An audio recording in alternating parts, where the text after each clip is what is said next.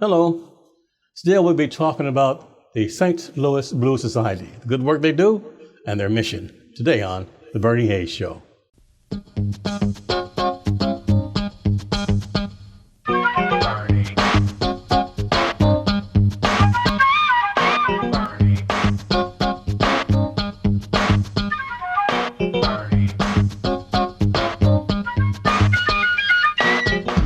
Hello and welcome back. My guest is Jeremy Segal-Moss. Jeremy, how are you? Hi, Bernie. Thanks so much for having me. Oh, it's a pleasure. What's your title, Jeremy? Currently, I'm the chairman of the St. Louis Blues Society. Chairman of the St. Louis Blues Society. What is the St. Louis Blues Society, Jeremy? St. Louis Blues Society is an organization. It's a non-for-profit that has been around for over 30 years. And our mission is to preserve and perpetuate St. Louis blues music and specifically support the musicians that create it. And that's been the work we've been doing for over 30 years. You are a musician yourself, aren't you? I am. Yes, I am. I've played in multiple groups. My main group is the Bottoms Up Blues Gang. And I was really educated by many of the older St. Louis blues musicians that have since passed, but all of the musicians surrounding them. So I've been very grateful for all of their tutelage and been happy to play music for over 20 years here in St. Louis. What is your mission?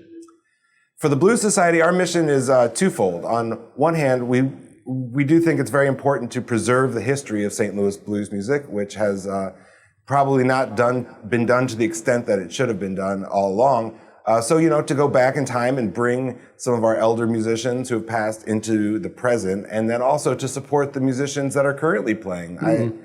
I think as someone who's played music around the country and has traveled a lot, we have by far one of the deepest groups of musicians playing blues music and soul music, R&B music.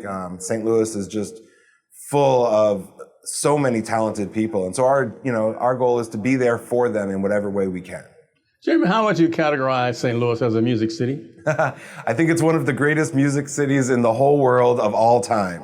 I mean, our fingers have stretched throughout the world. I mean, we say ragtime to rock and roll, Scott Joplin to Chuck Berry. But there's so many people in between, whether it's been jazz or R&B, I feel like we have on one hand, one of the most talented music cities in the world, and also one of the more underrated. I mean, the world has always known us as a blues city, and yet we don't necessarily push that out there ourselves to let people know about it. And Jeremy, I noticed that you work with other institutions, not only National Blues Museum, you work with other institutions promoting not only blues but other genres. How did that come about, Jeremy? Yeah, so I took the reins of the Blues Society about 6 to 7 years ago now, and I think it's very important to build collaborations throughout the community. We have the resources and the access to the musicians that a lot of organizations do not. So in the last, many years now, we've worked with the National Blues Museum, which we're very proud to have here in St. Louis. We've worked with them on shows. We've done a St. Louis exhibit at the museum. They've helped us raise money for our mission fund. We've also, through that mission fund, have also worked with the Community Foundation, Kranzberg Art Foundation, and we are always open to building those collaborations. I think it's important for us all to work together for a better St. Louis. Jeremy, you've been doing a wonderful, wonderful thing. When COVID-19 hit, put a lot of people out of work, a lot of musicians especially, but yet and still the St. Louis Blues Society has come up with a way to provide some of those people with some much needed cash. Tell us how you did that and why. Yeah, one of the projects in the St. Louis Blues Society is our mission fund, which was created around the beginning of the Blues Society. And its main goal back then was to provide funds for musicians that are going through hard times or who are destitute, who need help with rent, who have had health problems. And throughout the years, we've helped many musicians. When the pandemic hit, clearly it was devastating to musicians and to venues. Our job, our whole thing is to gather people and to bring joy. So when that happened, we really set all of our other projects down and pushed for raising money for the St. Louis Blues Society Mission Fund, which has offered us the opportunity now to raise and distribute over $115,000 to over 150 St. Louis musicians. And it's been, I'm very proud of the work we've done. We've raised money several different ways. Just regular donations. We have people that are just giving us their stimulus check, and we are very grateful for them. We've worked with other organizations, like we talked about, with the Community Foundation and the National Blues Museum. And we've also partnered with Kababi Bayak, who is a local painter. You might have seen him around town. And he has been doing portraits of St. Louis blues legends. So we've done 3 so far. We did Henry Townsend, the patriarch of St. Louis blues music, Renee Smith, and we just released the brand new one of Big George Brock, who passed during the pandemic, which is another thing that's weighs heavily on all of us. I mean, how many of us knew that the last time we were going to see Big George Brock or Kim Massey, you know, we didn't know that was going to be the last time, and the pandemic hit and everyone went indoors. So we provide 100 of each one of these prints. They're signed and numbered by Kababi, and we sell them on our website and whatnot, and that brings in money that we can then write grant money to St. Louis blues musicians for electric bills or rent or whatnot. There's Renee right there. Oh, yeah. Yeah. And I think you also have one of Big George. Yes. These are Big George Brock. These are wonderful prints. How can we get one? So all of this information and the ability to get these prints are on the St. Louis Blues Society website, which is stlouisbluessociety.org. We have information about our education programs. We have compilation CDs available, and these prints, so long as they last, we are only printing 100 of each of them. Okay. How can we reach you again, Jeremy? What's that address? It is website and so forth? Yeah, sure. stlouisbluessociety.org. Is there a phone number? You can reach me directly. I believe we'll put that up on the screen here. 314-482-0314. We're also available through social media. Pretty much if you Google us, you'll find us, and one of us will answer your messages if you have any questions or interested in getting involved. What about donations, Jeremy? I understand you're a 501c3. You're not-for-profit, right? That is correct. And so, yes, any amount of donation is hugely important to the musicians. Literally, if you write us a check for $50, we will write that check to a musician within a few weeks. The need is so great. Even with raising and distributing over $100,000 and reaching out to our musicians, it's still not enough. This has been a year now, and musicians like myself, my last gig was March 2020. It's been so long since we stepped on stage. And over a year. Yeah. And so that's true for a lot of musicians. And there are some musicians that are playing in some venues that are having shows, and we're in full support of that.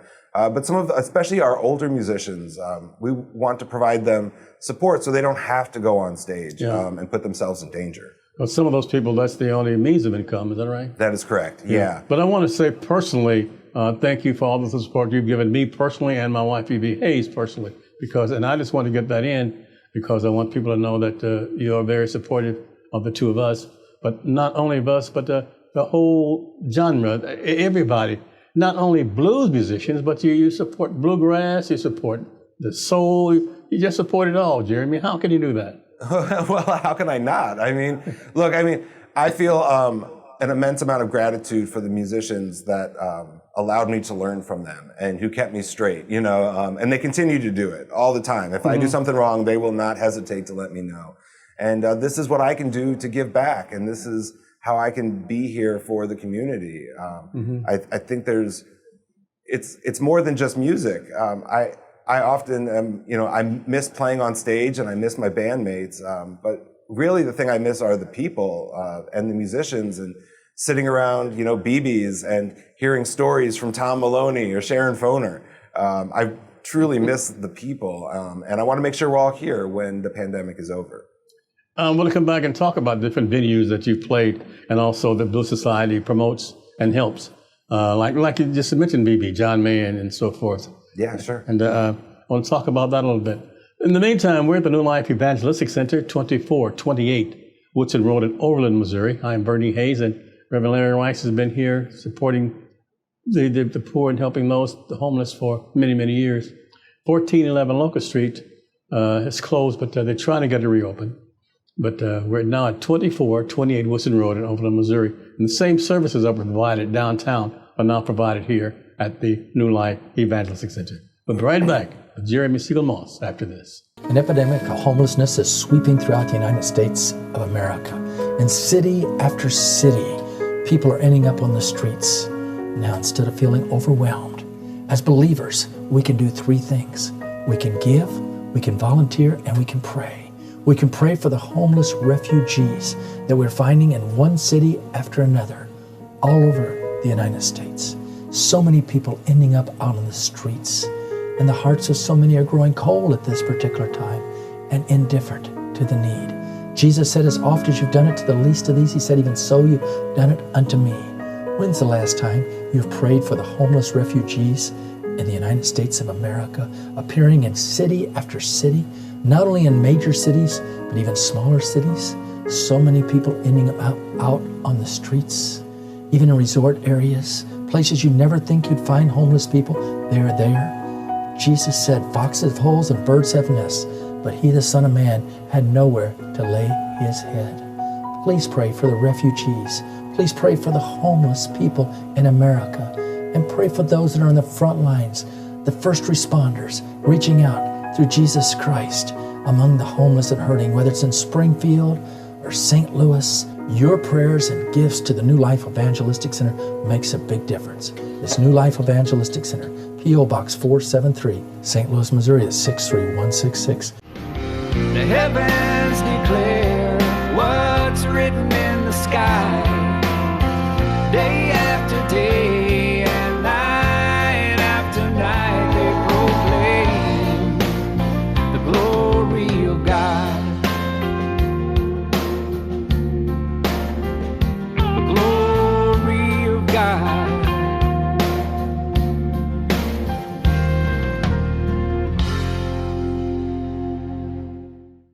And welcome back. My guest is Jeremy Segal-Moss. He's the president of the St. Louis Blues Society.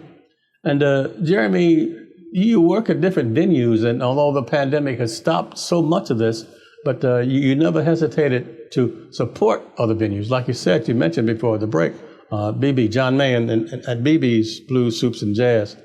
And Sheldon, for instance, and other clubs around the area, not only in St. Louis, but the St. Louis metropolitan area. And oftentimes you travel out of town too. So Jeremy, well, what's the thrill of being a musician, and what's the hope after this pandemic lifts? Yeah, the venues have had a real hard go of it, and has probably pushed their creativity to the limit. I mean, all of these venues, we talk about BB's, Jazz, Blues, and Soups, or we talk about, there's Hammerstones over in Soulard, or there's several venues that are up and running throughout the pandemic, but at such a smaller percentage of people are allowed to come in. It's been hard. The few venue owners that I've talked to have really struggled to figure out how to move forward and how to continue to stay open. Staying closed is not an option for many organizations. And I've also seen some tremendous work. You look at, like you said, the Sheldon Concert Hall has done incredible work with their HVAC and created a safe space to have music. If you're looking at Grand Center, also the Kranzbergs have created their open air series, which really incorporates a wide variety of genres and offers seating that's socially distanced and safe. I think it's been a tremendous thing to watch, the growth and the way that each place is done different. Each room is different. If you're in a small room, it's different than if you're at the Sheldon. Yeah. So I'm really proud of all the venue owners, and as the Blues Society, we are fully in support of everyone doing safe, socially distant shows.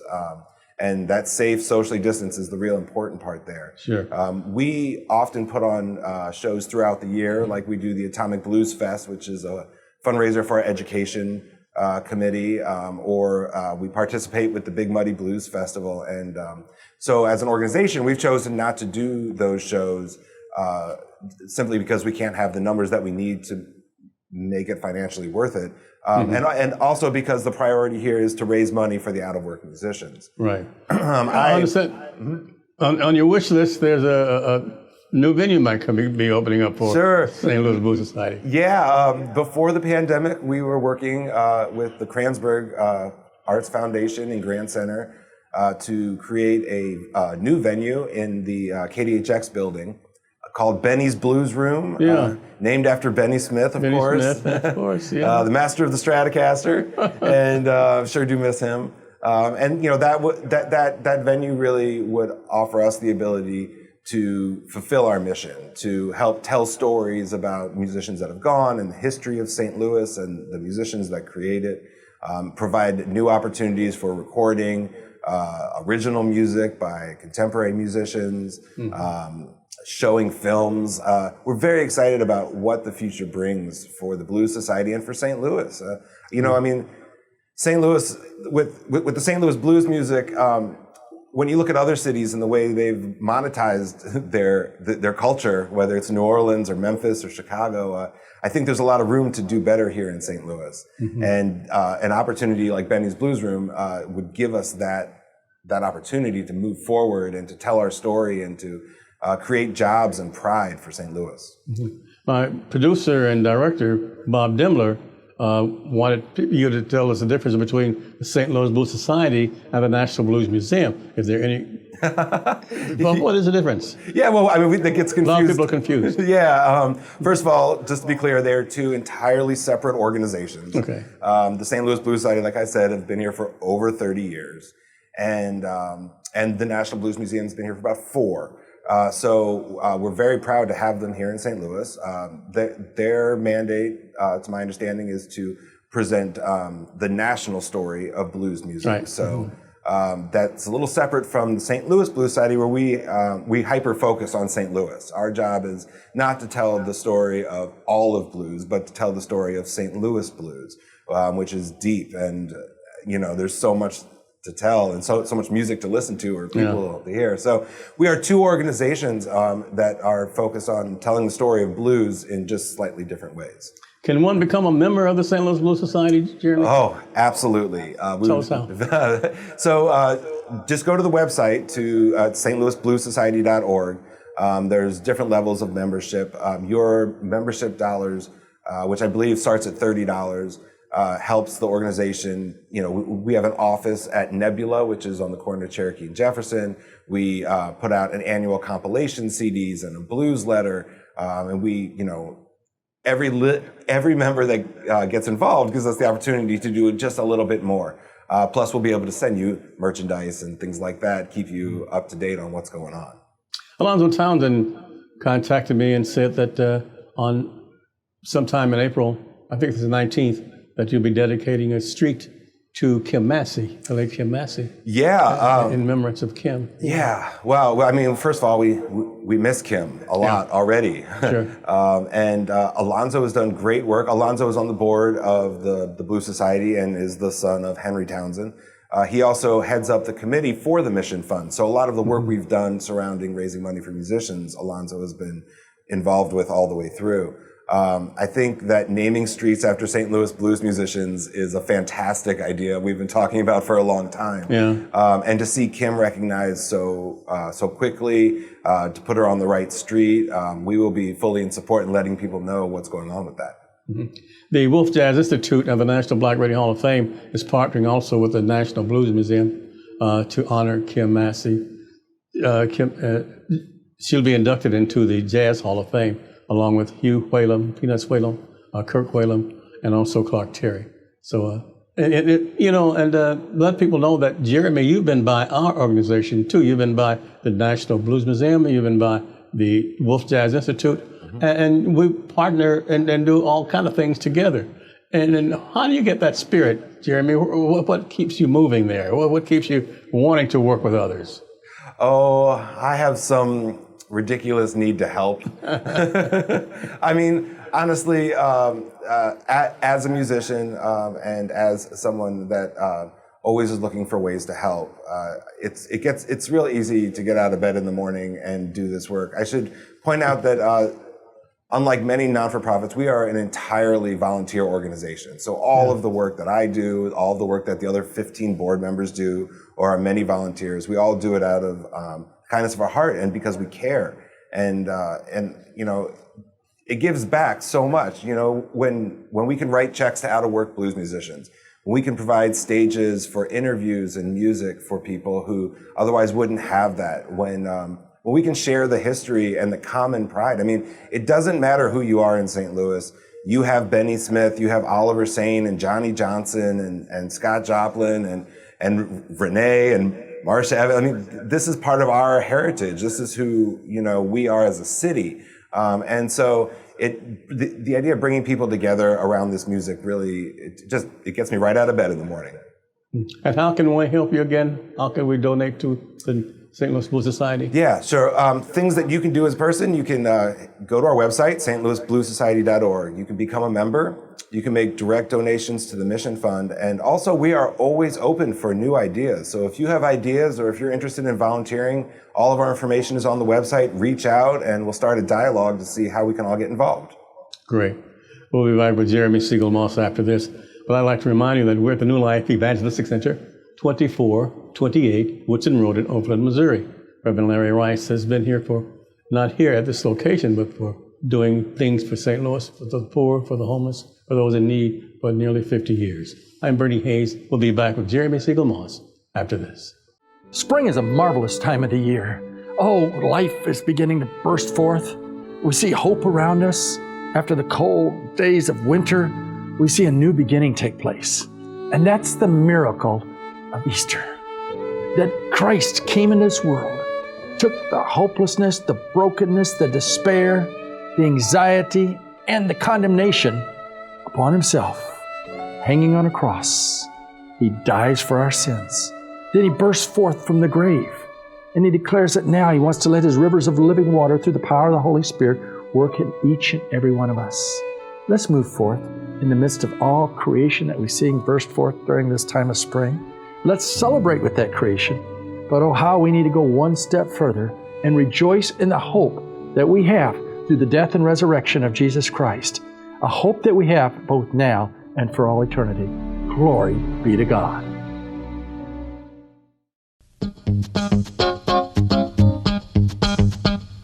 Our Black history figure for today is Vernon Jordan. A native of Atlanta, Jordan attended DePaul University before earning his law degree at Howard University. Soon after graduating, he devoted himself to ending discrimination against Black Americans and the fight for equal rights. Jordan played an important role in desegregating education in the South, particularly at the college level. In the early 1960s, he became the Georgia Field Director for the National Association for the Advancement of Colored People, and he famously helped escort Charlene Hunter through the crowd of white protesters at the University of Georgia in 1961. During his long career, Jordan had stints leading both the National Urban League and the United Negro College Fund. He died March 2nd, 2021, at the age of 85. Vernon Jordan. The Bernie Hayes program is produced at NLEC TV right here at 2428 Woodson Road in Overland, Missouri. It's our new headquarters since they closed the 1411 Locust building. We're working to get back into that building. In addition to that, trying to help so many people through a wide variety of safe houses, training programs, transportation assistance, so many ways people are getting help because of all of you that are supporting the work of New Life Evangelistic Center. Now, if you'll send a gift of $25 or more, we want to send you this special, the Bernie Hayes Show cup. And we're giving that to people. It's just a way of saying thank you. So when you send your gift, request a cup. We'll be happy to get it off to you. It's New Life Evangelistic Center, P.O. Box 473, St. Louis, Missouri. That's 63166. You can give online at nlecstl.org. Now I'm really asking all of you to join us in praying. The needs are so phenomenal at this particular time. So many hurting and homeless people are contacting us daily, but we're able to help them because of each one of you that are praying, caring, and sharing at this time. Tell your families and friends about NLEC TV and get directly involved yourself. And welcome back. My guest is Jeremy Segal-Moss of the St. Louis Blues Society. Jeremy, Bob Dimmler again had another question for you. Since it's been over a year now since the pandemic hit and a lot of musicians have been out of work, will they be ready to return to work when the pandemic ends and when the venues open up? I sure hope so, Bernie. I really do. I mean, I've had that concern myself as a musician. I mean, yeah. I was averaging just over 200 gigs a year for 20 years. And so on some level, it's been a great break for some people to not have to do that hardcore hustle. Sure. It's been fun to watch the musicians pivot. Some musicians are doing live streams, which you can catch on, Facebook or Instagram or whatnot. Other musicians are doing online classes. So, for instance, I've seen Brian Curran out there doing some lessons. Wow. Yeah, so I think there's a lot of ways that musicians are continuing to participate with the music. I would say that we probably won't know until we get back on stage who's been practicing and who hasn't. I've been worried, some of these last couple of months about how this would start as, we kind of like slowly start to open and as the capacity builds. And I was reminded by someone that, the Roaring '20s happened right after the last pandemic. So I expect there to be an influx of people and that need for live music. Of all the times that we need live music, now's the time. We need it to connect with everyone. So I have a feeling that there will be some bands coming out with brand new songs, who will have some new ideas, and the whole landscape of St. Louis music will have changed a little bit, as some clubs will not have made it, unfortunately, and other clubs will open, and new bands will have come together, and Corona songs will probably come spilling out onto the sidewalks. A couple of questions before we go. Sure.